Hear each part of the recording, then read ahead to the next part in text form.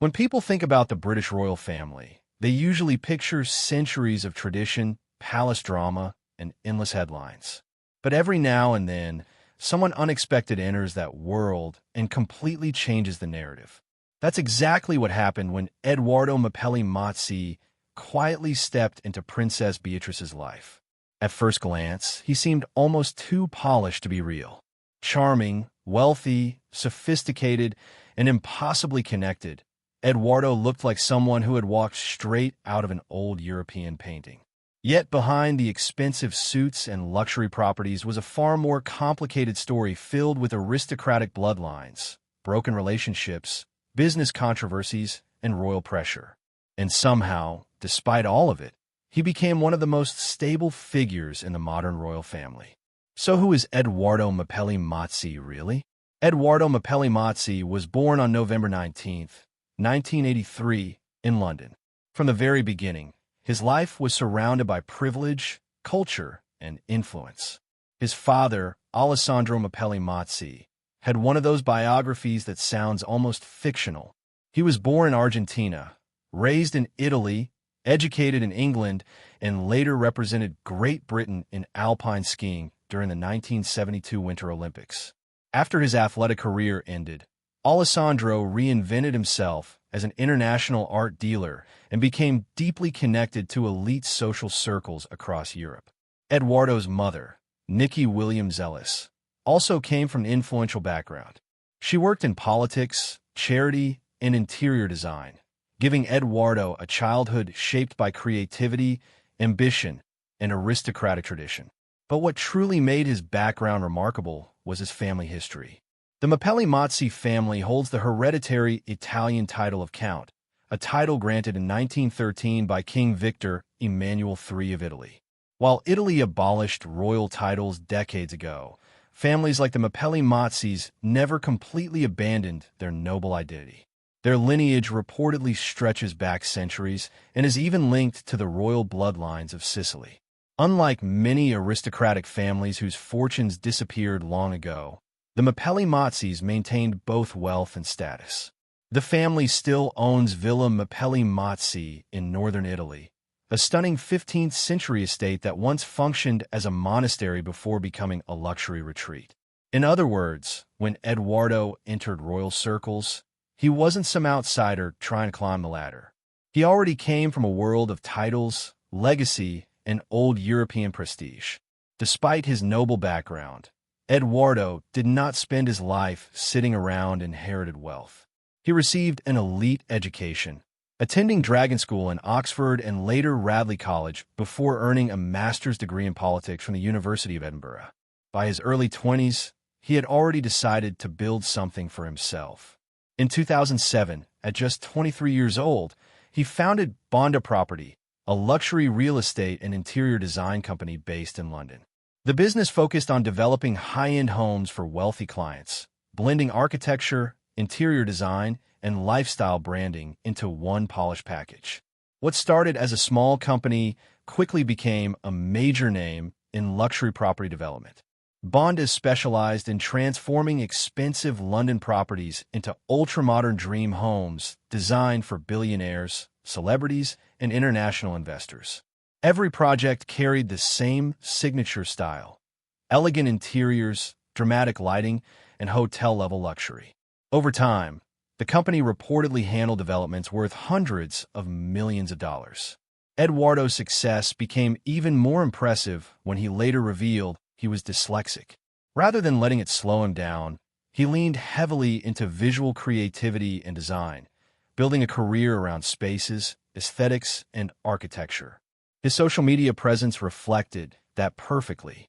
His Instagram became a showcase of luxury interiors, designer furniture, and breathtaking homes that looked more like art galleries than living spaces. Long before Princess Beatrice entered the picture, Edoardo was deeply involved with another woman, architect Dara Juan. Dara was intelligent, successful, and internationally respected in the design world. Educated at Harvard, she matched Edoardo's ambition and creative energy perfectly. Together, they appeared to be one of those glamorous power couples destined for a perfect future. The pair became engaged around 2014 and welcomed a son in 2016 named Christopher Wolf Mapelli Mozzi, affectionately known as Wolfie. For several years, everything looked stable. Then suddenly, in 2018, the relationship ended. Neither Dara nor Edoardo publicly discussed the exact reasons behind the breakup, which only fueled speculation. What made the situation even more dramatic was the timing. Within months of the split, Edoardo began dating Princess Beatrice. Royal watchers immediately started asking questions. Had the relationship begun before his engagement officially ended? Was there overlap? Nobody involved confirmed anything publicly, but the timeline created endless rumors in tabloids and gossip magazines. Still, one thing remained clear throughout the separation. Both parents prioritized Wolfie. Unlike many celebrity breakups filled with public arguments and bitterness, Dara and Edoardo maintained a respectful co-parenting relationship. Wolfie remained central in Edoardo's life, and eventually, Princess Beatrice embraced him as part of her own family as well. That detail alone changed public perception of Beatrice significantly. Many people admired the way she stepped naturally into the role of stepmother. The romance between Edoardo and Princess Beatrice wasn't some random fairy tale encounter.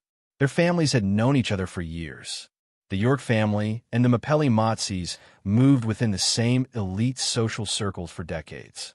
They attended the same parties, charity events, and private gatherings long before romance ever entered the picture.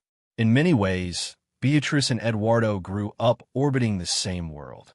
By late 2018, their friendship quietly became something more. The relationship remained private at first, but once they started appearing together publicly in 2019, media attention exploded. Suddenly, everyone wanted to know who this sophisticated Italian count was standing beside a British princess. Their chemistry seemed effortless. Unlike some royal couples who appear stiff in public, Edoardo and Beatrice looked relaxed together. He brought confidence and stability into her life at a time when the royal family itself was facing enormous pressure. Then came the proposal. In September 2019, during a trip to Italy, Edoardo proposed with a custom-designed diamond ring created alongside British jeweler Sean Lean. Buckingham Palace officially announced the engagement shortly afterward. The statement from the couple was simple, warm, and unusually normal by royal standards.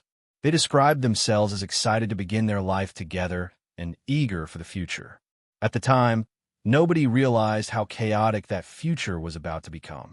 Princess Beatrice's wedding should have been one of the biggest royal events of 2020. Originally, the couple planned a grand ceremony at the Chapel Royal in St. James's Palace, followed by a lavish Buckingham Palace reception. Then disaster struck. First came the scandal surrounding Prince Andrew and his disastrous BBC interview regarding Jeffrey Epstein. Public outrage became so intense that Andrew stepped away from royal duties almost immediately. The controversy cast a massive shadow over Beatrice's wedding plans. Then COVID-19 changed everything. The pandemic forced cancellations across the world, including royal celebrations. Their original wedding plans collapsed completely. Instead of a huge, televised royal event, Beatrice and Edoardo married privately on July 17, 2020, at the Royal Chapel of All Saints in Windsor. Only close family attended. No massive crowds. No grand balcony appearance. No giant public celebration. But strangely, the scaled-back ceremony made the wedding feel even more emotional. Princess Beatrice wore a vintage gown borrowed from Queen Elizabeth II herself, a beautiful ivory dress designed by Norman Hartnell. She also wore the Queen's famous diamond fringe tiara, the same tiara Elizabeth wore during her own wedding in 1947. The symbolism was powerful. Even though the wedding lost its grand spectacle, it gained something far more meaningful: intimacy and family history. Prince Andrew walked Beatrice down the aisle, but notably he was absent from official wedding photographs. That detail spoke volumes about the balancing act the royal family was trying to perform. After the wedding, Edoardo and Beatrice focused on building a quieter, more modern version of royal life. Unlike senior royals, they are not full-time, working members of the monarchy. That means no constant royal tours, no massive public funding, and no endless ceremonial obligations. Both of them maintain professional careers. Beatrice works in business and technology, while Edoardo continues running Bonda property. Together, they created a blended family that feels surprisingly normal despite its royal connections. In September 2021, the couple welcomed their first daughter together, Sienna Elizabeth Mapelli Mozzi. Then in January 2025, they welcomed a second daughter, Athena Elizabeth Rose Mapelli Mozzi, who arrived prematurely and caused enormous emotional stress for the family. The experience deeply affected Beatrice, who later became involved with charities focused on premature birth awareness. Throughout everything, Edoardo remained consistently supportive and present. That stability may be one of the biggest reasons the public slowly warmed to him. In a royal family often filled with chaos, scandal, and dysfunction, Edoardo appeared calm, grounded, and dependable. Of course, no public figure escapes criticism forever. While Bonda became highly successful, some critics questioned the company's branding and development claims. Others pointed out failed international ventures, including a collapsed luxury project in Australia known as the Masthead Ocean Club. The project generated huge publicity before eventually falling apart financially. Critics used the failure to question whether Bonda's rapid expansion had become too ambitious. Still, Edoardo largely avoided direct scandal himself. Even during difficult moments, he continued attending business conferences, speaking at design events, and growing his company. His public strategy seemed remarkably simple: stay calm, avoid drama, and keep moving forward. One challenge Edoardo can never fully escape is the ongoing controversy surrounding Prince Andrew. The Epstein scandal permanently damaged Andrew's reputation and created long-term consequences for his daughters, including Beatrice. Every time new legal documents or headlines appear, media attention returns to the York family. Yet Edoardo and Beatrice have handled the pressure carefully. They neither aggressively defend Andrew nor publicly distance themselves completely. Instead, they maintain a quiet middle ground focused on protecting their own family. That balancing act requires enormous discipline. In many ways, Edoardo has become the stabilizing force within Beatrice's life. While headlines continue swirling around the royal family, he focuses on business, parenting, and maintaining a relatively private lifestyle. Part of Edoardo's appeal comes from contradiction. He is aristocratic but modern, wealthy but hardworking, connected to royalty yet strangely low-key, surrounded by drama but rarely creating any himself. He also represents something the monarchy desperately needs: normality. Unlike traditional royals raised entirely within palace systems, Edoardo built his own business career, manages his own projects, and lives in the real world outside constant ceremonial duties. At the same time, his ancient lineage and elite background allow him to fit naturally into royal circles without appearing intimidated by them. That combination makes him unusually well-suited for life beside a princess. As of 2026, Edoardo continues expanding Bonda while raising a blended family with Princess Beatrice. They split time between London and the countryside, balancing royal responsibilities with ordinary family life. Their household includes Wolfie, Sienna, and Athena, creating a modern royal family structure that feels far more relatable than the rigid traditions of the past. Despite business setbacks, royal controversy, and relentless media attention, Edoardo has managed to maintain one thing above all else: consistency. He keeps showing up, and perhaps that's why Princess Beatrice chose him. Not because he was perfect, not because he was scandal-free, not because he carried an old Italian title, but because through every difficult moment, every canceled wedding plan, every family scandal, and every challenge, he stayed steady. In a royal world filled with uncertainty, that may be the rarest quality of all.